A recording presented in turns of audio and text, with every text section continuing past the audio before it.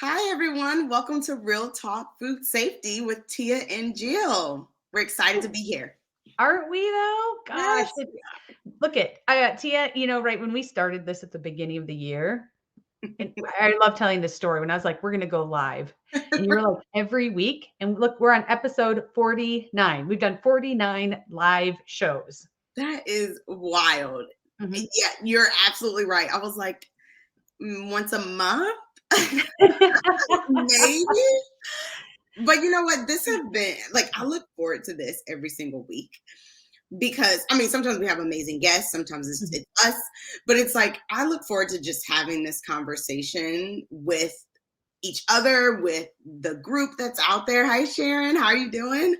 Like, I love having these conversations because these are the conversations that we all might talk about in our small groups, right? Or we might discuss with someone like, oh, I can't believe we're doing this again or having this Mhm. conversation again. And it's almost like these real talks, right? Like really like what's happening in food safety that we want to get out there and have a broader conversation about and really focus on like what do I need to do in my role?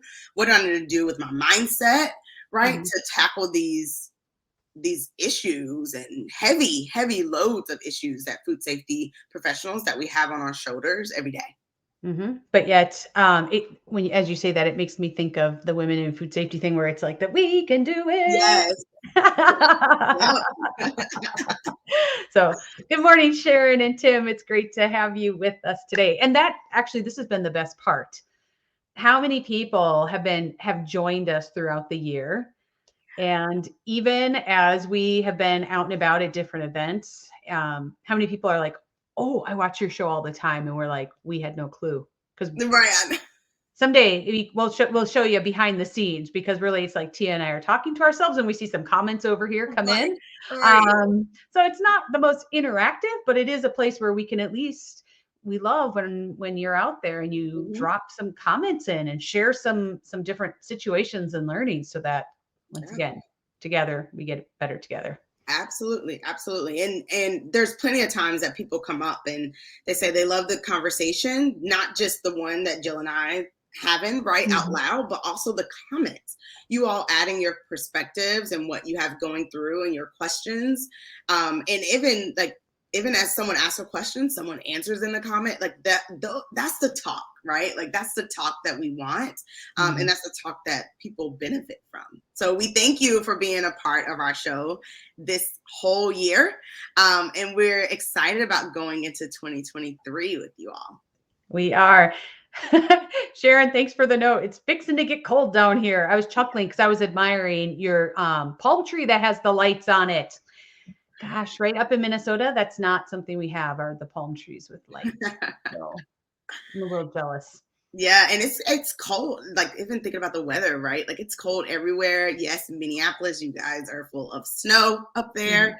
Mhm. In Baltimore, we're cold. We're gonna get down to the teens over the weekend. But in my area, maybe we won't see any snow. So we'll Mhm. see. Mhm. Well, yeah, and we talk about weather because it's been a little bit crazy, but today we're Mhm, going to talk about right what got us here won't get us there. And what I mhm. love is this applies to food safety culture or culture, because right, culture is a Yeah. subset. Like what got us to this culture is not going to get us to the next culture if we keep doing the same things. Hmm. But as technical leaders, as food safety quality leaders, what got us here isn't going to get us to the next place. Yeah. And so I think this concept just weaves into so many different parts that we work through. Gosh, you can apply it to risk assessments too, right? Like what we Mhm. use for this risk assessment, if we haven't updated our data or researched or looked for more, might not help us get to the next risk assessment Yeah. successfully. Yeah. It's even like when we think about just food safety culture, I think this is one of the things that could be frustrating to some people in food safety is that, we hear this term, right? And it's like, let's use the same type of tools to try to get us to a new spot. And it's not working, right? Like creating that culture quiz or doing surveys and or those type of things or even taking a training like that will give you information, right? Or it'll be able to put some things on the table, but it's not going to actually move food safety culture forward if you're not actually doing different types of work, right? Mhm. And that you're not actually thinking about it in a different way, because, if the tools that we have or we've been using, right, is effective, then we wouldn't be having this conversation around food safety culture. Yeah. And last week at the QA Magazine's virtual food safety conference, I love that Frank Giannis was on, and he talked a lot about what are the new tools that we need. Yeah. And, specifically looking at, like we included in the description here, right, the behavioral and social science part of culture, that we are like prime to learn those things, right? Because we've been talking about them so long, and those are the parts of those elements that come in. But really, you've heard us talk about this before. Like, I don't need another advanced HACCP class. What we need to drive culture is really the leadership and the human side and the human focus and people first. Those Mm-hmm. are the parts that will help us move where we want to go, since the reality is that we are the drivers. As Yeah. food safety quality professionals, we are the drivers of the change in the culture that we want to see. Absolutely. And Jill and I, you guys know this, like, we're super passionate about this. And it's the reason why we created Catalyst, right? Yeah. It's the reason why we went down this path this year, really over the last, like, now it's probably been more like 18 months or so Mhm. that we've been on this path, because we see that there's a different need out there, right? And so at Catalyst, you guys know, we really focus on technical leadership development, where we're looking at leadership development from a technical lens, because we have that background, we've been there, and we know the generic leadership principles are great, right? And we use them, but really understanding how to apply them, and then incorporating coaching as a part of that, right? We see tremendous like mindset change, and the way people lead is different, because coaching is really introspective, right? You really are leaning on the gifts that you have and everything that you have within you to problem solve and come up with solutions and change the way that you even think about leadership. Mm-hmm. Well, and I think one of the important parts is that people go, we hear you. We know this is important. We know we need to do this.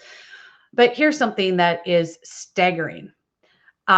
Forbes reports, and this is from 2018, so it's a couple of years old, but there was over $87 billion spent on corporate training and development across the United States. And the author went on to say a fair amount goes to waste. Ooh, yeah.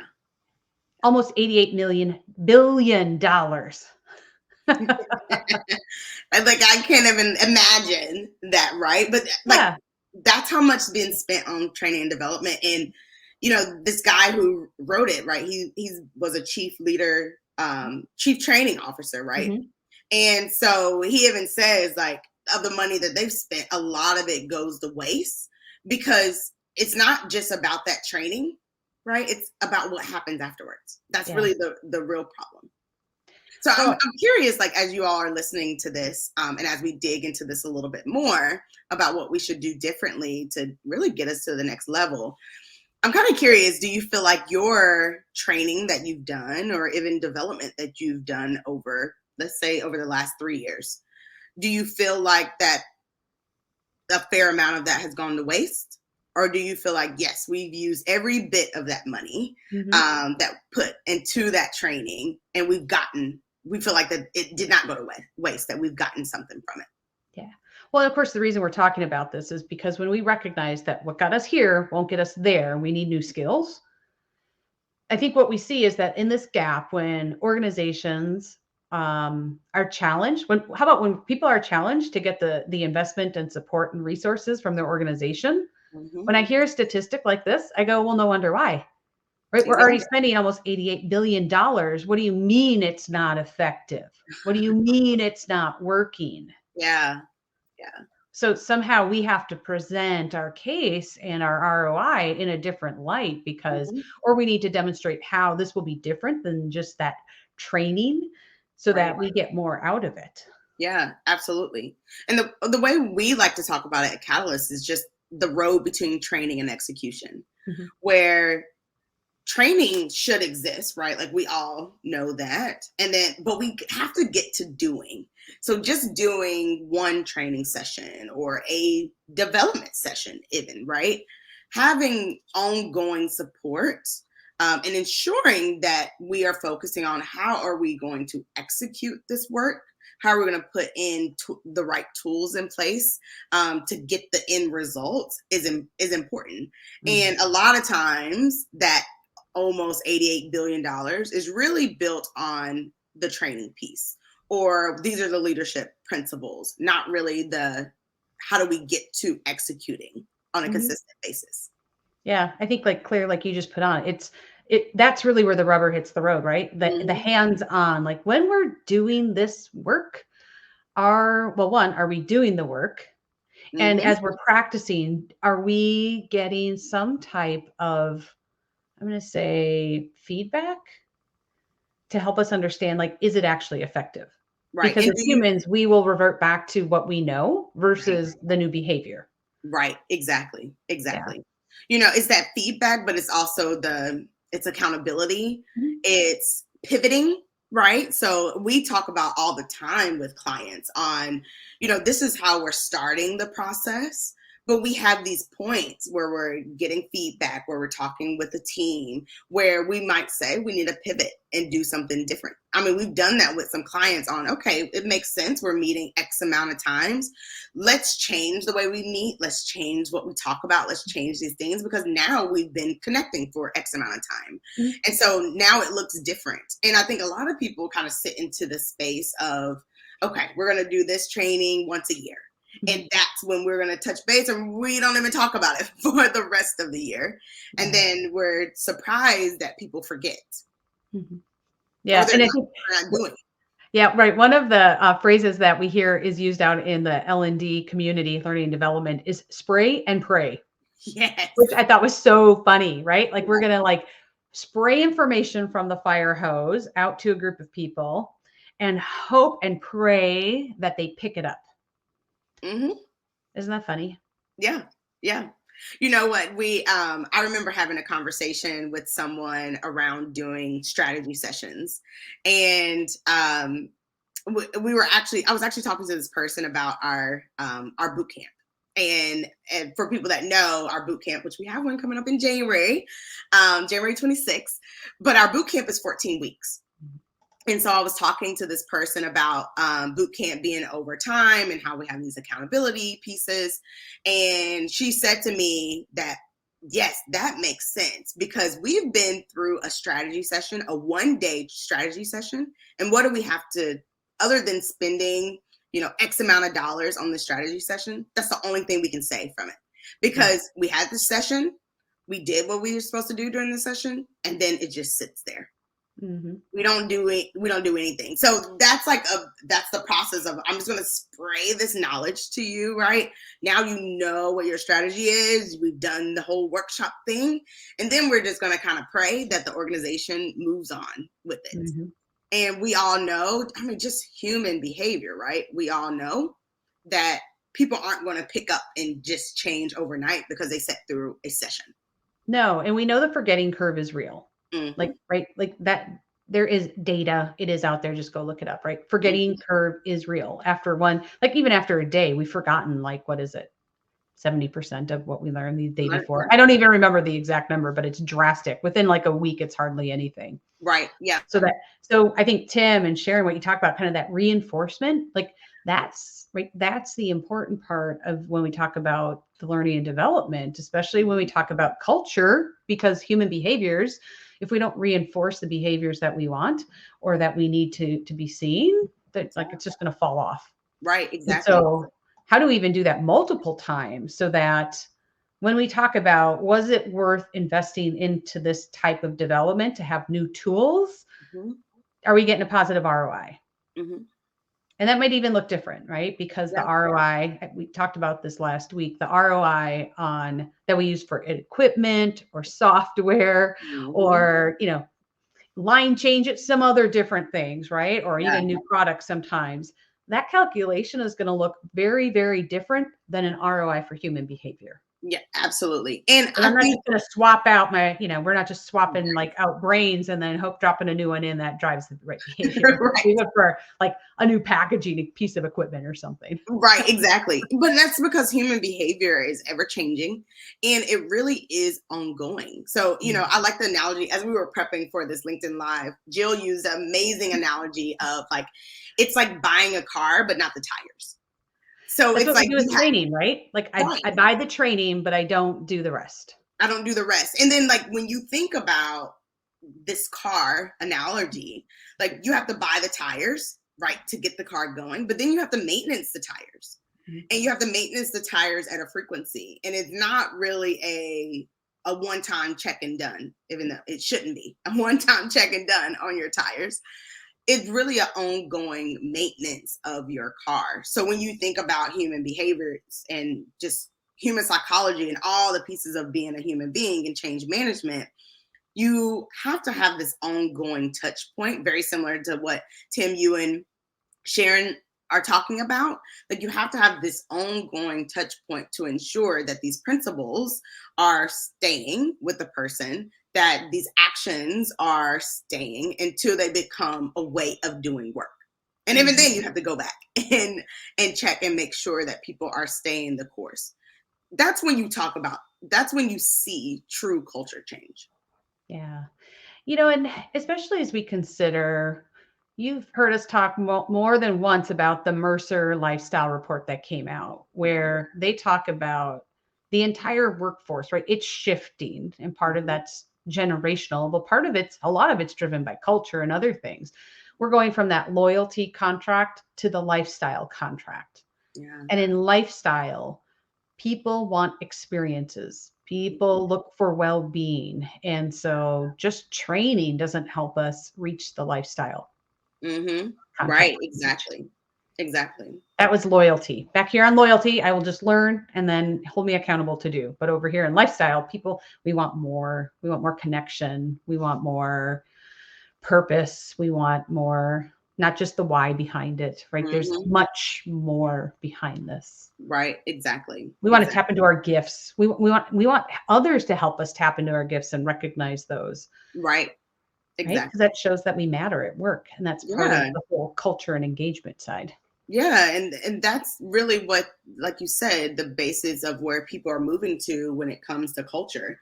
And I think even sharing your point around like being disheartening when you go through your training session and then the organization isn't supportive of it. And that's just proof that doing a training that your organization paid for, right? Like doing a training is not going to change the overall organization behavior, and therefore your culture is not changing just because a training happened. And it's steps that happens over time, and depending on how big your organization is and where you're starting from a culture standpoint, that could take months to years to get to where you want to be. And even then there's continuous improvement. Absolutely. Yeah.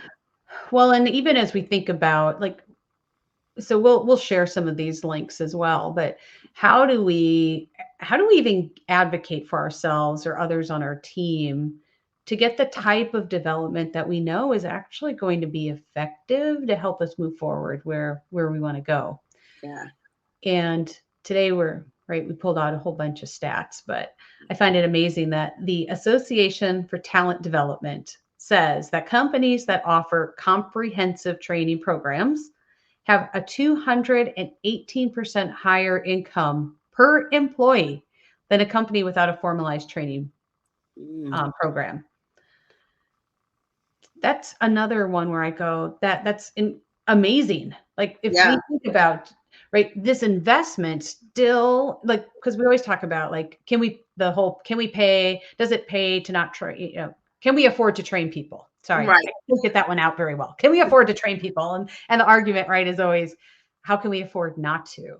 Right. And here's another statistic that shows that like it's so beneficial, even as an organization, to the bottom line that we have an actual plan in place, not just here, go do this training or here, go do that training. Like, what does that comprehensive plan look like so we can better retool so that we Mhm. can really help be the drivers of food safety culture. Yeah. Yeah. I think the key word too in that stat is comprehensive. It's one of those things. It's not just we talked about it and you filled out a quiz and check, everyone passed and we're good, right? Like this is really a comprehensive program where you see that 218% higher income per employee. Like that's big. Yes. So when I think about like advocating, I'm thinking about like, is my programs around change management, people development, are those programs comprehensive? And if they're not, really talking with my leadership team, with my organization on what does it take to get there so that we can take advantage of this 218% higher income. Mm-hmm. Yeah. And Tim, you asked, are we going to post these? Absolutely. We will put links along with these out on our page, because part of why we're talking about this today is that how do we provide some information? To me, this is almost like the white papers that we use when we're like, hey, I want to try this new intervention, or I want to try this new process. Like we need something that tells us there's some validity that it can work. And so these numbers are part of that. So we're definitely going to post those so people can use them to, go to their HR teams, go to their leaders, go to decision makers and say, hey, we have evidence. There's evidence that shows if we can invest in this comprehensive program, if we can invest over here, this is what we're going to see. These are the type of returns that we should be expecting. Yeah. And sometimes these numbers, like people think like, okay, is that really true? Right? Do we really have those problems here in the organization?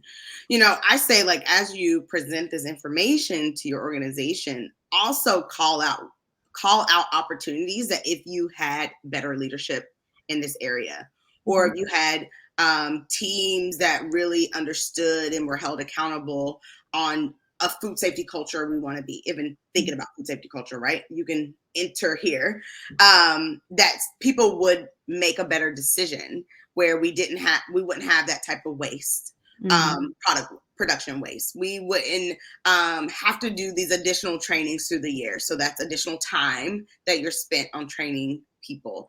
You wouldn't have this major failure on a line or this major failure in a program, right? In a process, if we had people that understood food safety culture or understood the food safety culture we want, right? And the leadership skills that's needed. So you can collect these opportunities through the year to show that, if we had that 218% higher income here, then we wouldn't be throwing this product away, right? Like, or we wouldn't be having these type of conversations, even with our suppliers. Like, even think about the conversations you had with your suppliers or your consumers, right? Or your customers. That's time and money, right? That staff is doing. You wouldn't have to have those conversations if your food safety culture was where it should be, or if you have leadership with the right skill set and mindset. Yes. As you're doing that, Tia, I'm dropping a note in our notes to share the Mercer, some of the other Manchester Review. Sorry, Tim, that's what I'm thinking of. Manchester Review. They have some really good tangible data points around even how well, because we do coaching. So yeah, I'm a bit biased, but coaching programs. So whether they're ours or a lot of companies are doing some type of internal coaching program as well, or working towards that. Right. But having more support, because that does take some time. Doesn't mean it takes lots of time, but it takes intentional moments of where we're going to be doing some very intentional work around coaching. Right. And so we'll even share those numbers, because those are really significant when it comes to improved teamwork and collaboration and satisfaction, along with even translating that over to efficiencies as an organization and less waste as organizations. And it all goes down to profit as well, right? Right. Yeah. I like that. It takes a village. It does. Yes. Whew. It does. That's okay. That's why we're all here, right? We like community. There we go. That's why we talked about it earlier, right? That's why Real Talk exists. Because it does. It takes a village. It takes a village to create these programs. It takes a village to execute them. It takes a village to, to build this data around it, right? And it takes a village to have these conversations with your leadership team. So I would even say too, like, who are your key stakeholders that would benefit from having better leaders in food safety and quality, or having better leaders, in your technical staff? Who are those stakeholders you need to get on board? Thanks, Sharon. Where they are. Oh, see you Sharon's later. jumping off. Happy holidays. Happy holidays. And to everybody out there as well. Yes. So. Yes. Who are these key stakeholders that should also be singing the tune of, like, yes, I want my team, or I want my food safety and team support to go through these comprehensive programs, because I need them to lead differently in order for us to do something differently in our culture and in our facilities. Yeah. So bring along your village as well. Yeah. And I think, the parts that we're hoping to help fill is kind of this gap where, when we talk about training and how to make training more efficient, I'm thinking about some of the systems that are out there, right? Where they're training systems. I go in, I watch a video, I click off, I can run the report to show to my auditor or my inspector. Yeah. Those are great. They serve a purpose. They're fantastic. Those typically have a slight advantage when showing how to, I'm going to say, kind of get the ROI out of that. Because I can literally take people's time, like delivering training, and I can shift that, or a big portion of it, into this electronic system and running reports. And I think that makes it a great way to advocate to have those type of systems to support you. And the part that we're talking about then, right, is after I get that training, like, what's the next portion, right, that helps me as a leader, so that I can, well, instead of being here, I can get to over here where I want to be. Right, exactly. See you later, Tim. Thanks for joining us. Thank you. Yeah, you're right. And it's one of the part that we're talking about is after that training, because, if we're wasting some of that $88 billion, right? If you're not thinking about what happens next, right? If you're not thinking about all of the follow-up that needs to happen, the feedback that's needed, right? The ongoing, and we like to talk about it in terms of ongoing development. Yeah. What are your plans for ongoing development? So that reinforcement. Right. Yeah. So your training can stick. Right. Sorry, Tia. I have a day I feel like I'm just jumping in randomly, so I apologize. That's okay. That's why we're here. That's why we're here. But I think that's it. It's that reinforcement, because I think that's where we'll go, well, gosh, if I took the training and I did the quiz, I did the comprehension test, doesn't that count? And the answer is no. I mean, not really. Because that just means I can reiterate what I saw in the training. It doesn't show that I can put it into practice. Yes. And so it's really that reinforcement of the learning we had. Here is how we're practicing. And not just that, but then that next level is, now that I'm doing this, can I be an ambassador to help move it even further? Yes. So I think that's the value of when we talk about this, the ongoing, or this space to get us where we are to where we want to be. It has to be that practice, and then that ambassador type approach. Right. Exactly. Absolutely. Absolutely. I love it that you brought in this ambassador type approach, because I think, again, a lot of people just think about, like, I've done my training, I've done my checklist, and check, we should all go forth and do the work. But it's the ongoing enforcement. And then your goal is to create ambassadors, like you said. And that's so important as you think about culture change. We like to talk about it in terms of, like, creating a spark, right, to transform. But that's exactly what it is. We're creating these sparks in your organization so that those sparks can become ambassadors, so that they can transform your culture, right, and transform the area that they're in. So it's like, yeah, I love the piece of you bringing in the ambassador, because that's a huge piece of it. That's when that 88 billion becomes worth it. When you're creating these ambassadors. Very much so. because that's really helping us, not just me move forward to where we want to be, but it's helping collectively. It takes the village, right? We all need to Right. be moving in that space. Right. So, Exactly. Exactly. mhm, Yes. yeah. And I think as we, right, this has been the talk all year about like what culture means and the behavioral side, but it's part of it's that belonging, that psychological safety, Mhm. like those are, and we know those are real and we know that those are important, but being able to put these elements in place really take a different skill set than what we traditionally have. Even if we're really solid leaders, that next level, like that will even go further. Yeah. And so I think Absolutely. that's where we think about like, how do we keep developing and creating that? Yeah.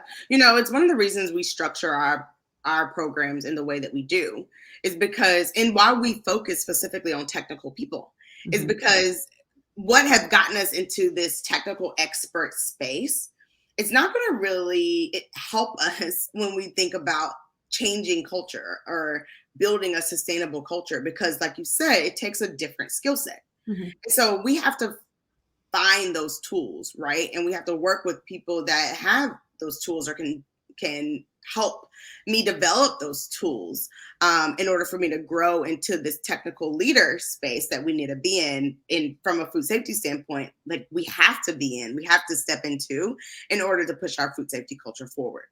Yeah. And it's so much more than building our food safety systems. Mhm. Yeah, I think even when Tim put in the comments like, "Hey, this is great to help build an effective business case." Well, and that's really how we think about the development, because if we are business partners, we are demonstrating what we need to help get us where we want to go. Hmm. So it's not always the problem solving, because right, we can all point to, in any system there's always like one plant that seems to be the problem child, or even within a facility, if you're one, right, there's a team or an area or something that always seems to be the one where things bubble up. Yeah. um so when we think about building a business case, it's not just for solving like that, Right. Yeah. because as a business we have a plan of where we're going to go. And these are things that are going to help us build the business case to help us align to help the business get there. Right. Because the Right. business doesn't want to necessarily always hear about like, you're just here to solve this problem over here. That's true. But these things are going to help not only solve that problem, but help us move where we need to be. Right, exactly. Exactly. That's a great point. And one of the ways that we should be thinking about as leaders in food safety. I think a lot of times it's not even our own fault, right? But we're put into this silo and we're expected to really what's the HACCP plan? Do that. Like, oh, we need an allergen plan. Let's do that. But in reality, it really should be connected to those the business plan. And we really should be seen as a trusted business partner. And a whole piece of, again, the things that we work on is how do we help an organization integrate food safety so that food safety is seen as a trusted business partner?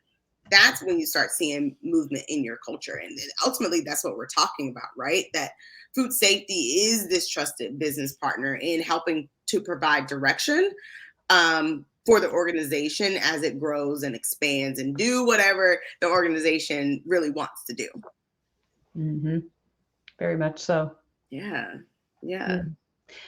Well, the other part that we have been researching and did a little digging on is even like, how much do organizations spend on learning and development? Mm, Because I think hmm. that always comes up. Like, well, how much should we budget? How much should we set aside? We just heard there's $88 billion, and that was 5 years ago. So Right. it's probably way more than that at this point. Hmm. Hmm. So Yeah. how do we advocate to get a piece of that, or to have our organization even start considering that it's as important in our budget as pens? Right. I'm gonna make that up. But Office right, I think supplies, right? because what we always talk about, right, when things start getting tight, the first thing we always see things that are cut are like, right, freezing hires, no travel, and then we cut out learning and development budgets, right? Right. And then you know what? If you look at organizations that do that, a year later they're saying, "Oh, well, we have a retention problem," or "We don't have the right leadership." And it's like, yeah, because you stopped developing your people. You Yeah. stop focusing on people, Yeah. you Right. know? Yes. And, I wish I had this stat in front of me. I don't have it right now, but there was a large portion of people that said when they leave organizations, part of it is simply because the organization is not investing in their development. Yeah. And we don't necessarily mean just in your current role. Yes, Yes. that's important, but people also want to grow outside of their current role. Yes. Does anybody, Yes. is that anybody like relate to that? Mm. I'd love to Mm. know if like, the audience drop a couple comments. Like, Yeah. have you been in that? Do you know anyone who's been in that where people just want to focus on this current role versus like, we want to go to the next role? Right. Yeah. Yeah. And you know what? When you start growing out of that role and you're ready for something new, that's when you really start thinking, man, I really need more leadership development. Hmm. And if an organization is only looking at the role that you're in, like, oh, well, you don't need leadership development, you're not managing people, Hmm. then and if the organization doesn't understand that you still need those skills, right, to get to a different level, whether you're managing people or not, then like that's when people are like, you know what, I really feel like I need this development. I'm going to look elsewhere. Hmm. Because we know that organizations are spending money on leadership development. They Yes. are. And Yes. if your organization is not, it's behind the curve. Yeah. In fact, I mean, I know it's a really wide range, but the data out there shows on average per person. So, whether we spend $5 or $50,000, but on average, it's from $1,000 up to over $10,000 per person on average that organizations are spending. So we Yeah. can see where that 88 billion comes in really quickly because almost 10% of organizations focus, and this is for leadership development per person, like more than $10,000 per year, which is That's, fantastic to see, right? yeah. When we talk about developing leaders, um, that's wonderful. Yeah. I agree. I But there's agree. a lot that don't invest that much. No, no. But even if you look at the biggest chunk is around 36%. And that's between 1,000 to around 4,000 per Mhm. person. And that's like the chunk of organizations where that's what they spend. Even starting there, right? And say, okay, I'm going to spend $2,000 per person to make Mhm. sure that we have this ongoing leadership development. That's a great spot to be in. Yeah, and once again, another link that will drop. So as you're thinking about how to advocate for an L&D budget so that you can have this skills, the tools that Mhm. you need or your team, like here's something for the organization to be able to consider. Like, where are we at today, and are we willing to start moving into a budget where we're more aligned with what we see on average of what people are investing in their team members. Right. Because this is what your peers are doing. Right. Mhm. So when we talk about, the majority of people leave organization because they're not being supported from a learning and development standpoint, like they're going to organizations that do support them from a Mhm. learning and development. And we see with this data that there are companies that are investing in their people. Yeah.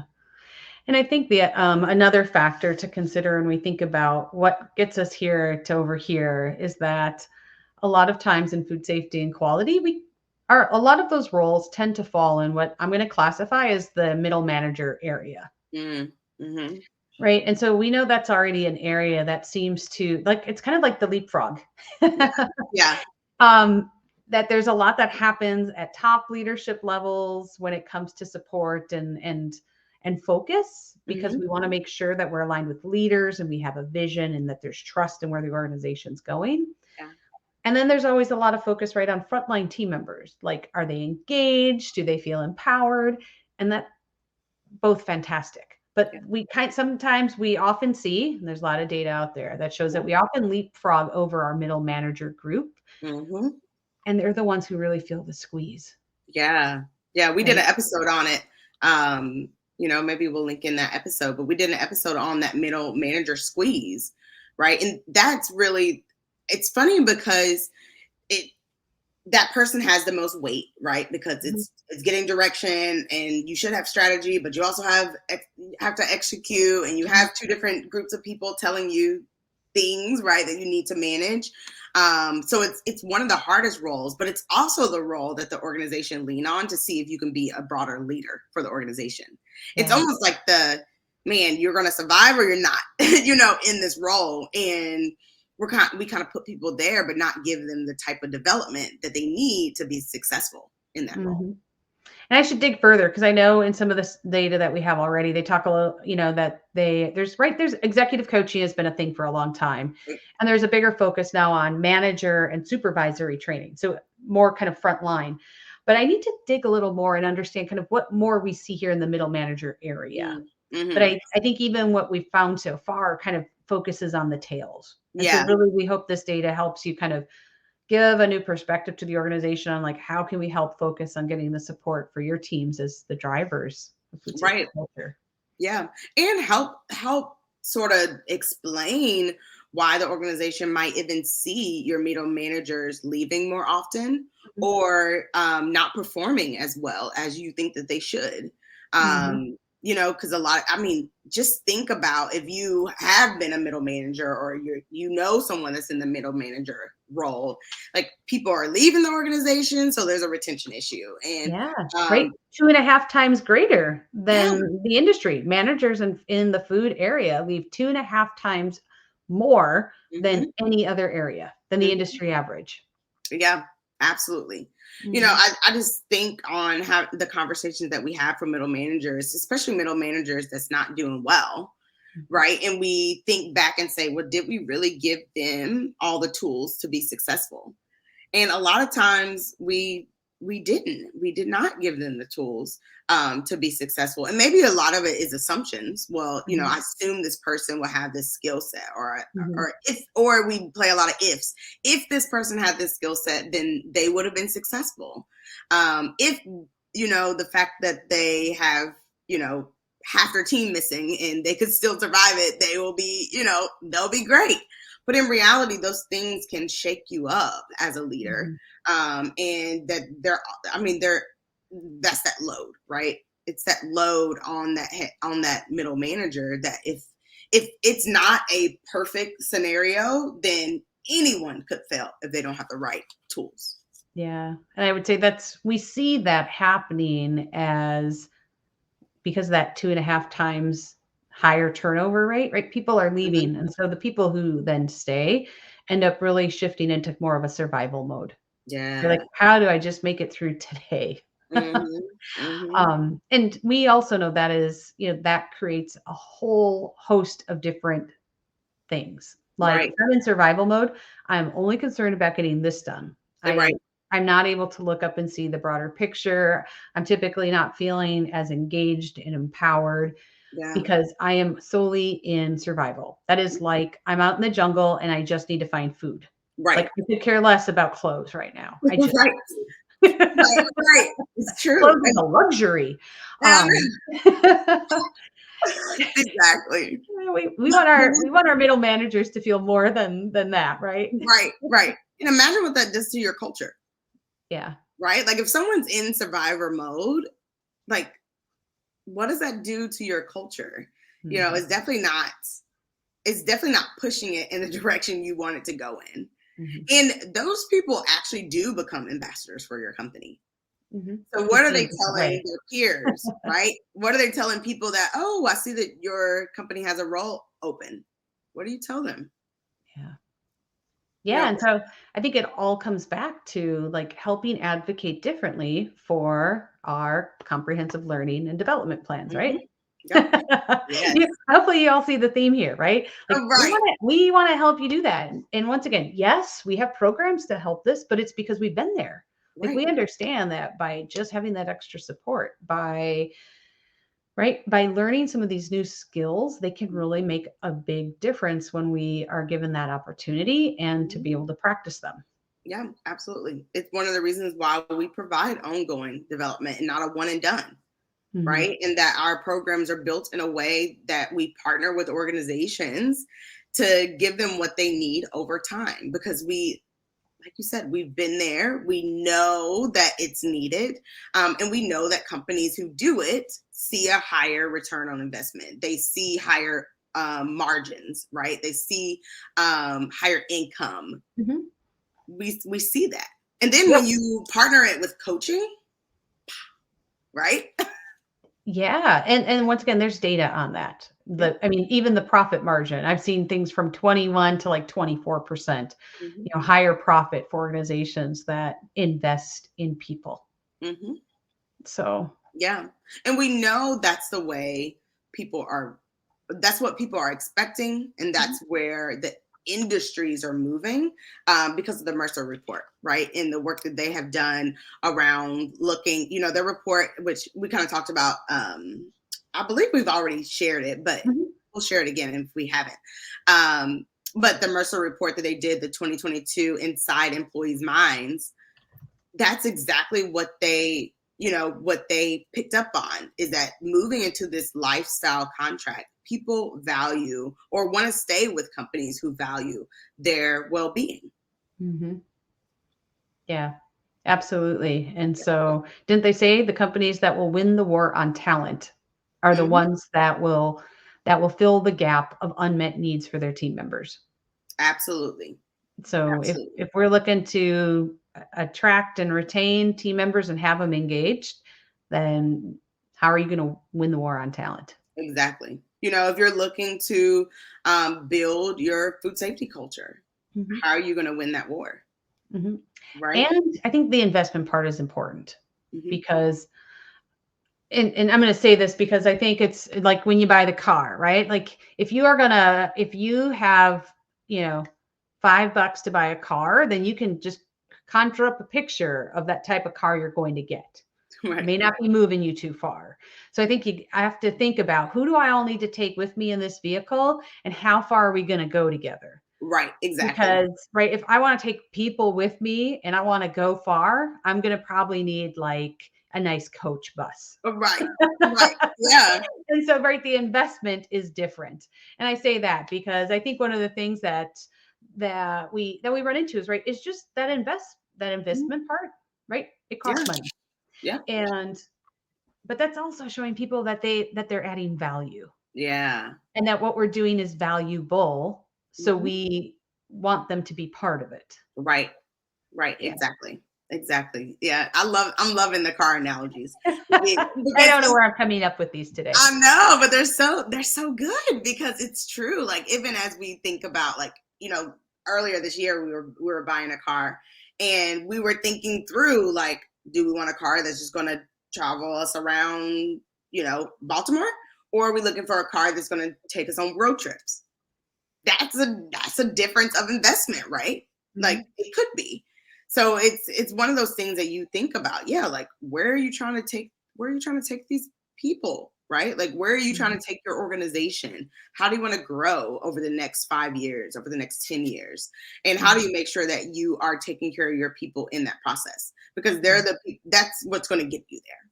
Yeah, and I would say, I think when it comes to learning and development, right, that's not often an area that in food safety and quality that we are going out and getting that information about. Like, well, what does it cost and what would we invest in? Hmm. So I would really even say work with your HR team. They are much more familiar with, like, what does it look like to have a comprehensive program and what is the value of that? Yes. Yeah. Because I think too, one of the things that I've learned is this year going through things and even looking at pricing and talking with different food safety and quality folks. Yeah, I think we've run into, situations, which it's all good because we're all learning and being curious together, where someone's like, well, I would like to buy the Cadillac. I have enough funds for a bike. And we're like, that's awesome. We're Right. glad that there are some funds. But I think when we think about where we want to go with culture and people behavior and the tools and behavioral science and coaching that we need to get there, we're going to need more than the bike. Right. And Exactly. our And HR teams know how to help advocate to have broader training and learning and development programs for your organization. So use them to help you advocate. yes, it takes a village that Tim brought up, right? Like, Mhm. how do you use your key stakeholders to have these conversations and build what you need, right? Mhm. I mean, because it's funny you guys hear us say technical leadership development, because we have people that say, yep, I want my food safety team to go through it, but I also want Yeah. I want my R&D to go through it. I want my packaging Mhm. technical support to go through it. And, like, even when you're thinking about funds, right, and how to advocate for that, each of those people, right, can be a part, each of those budgets, right, can be a Mhm. part of those development costs. And we have those conversations all the time.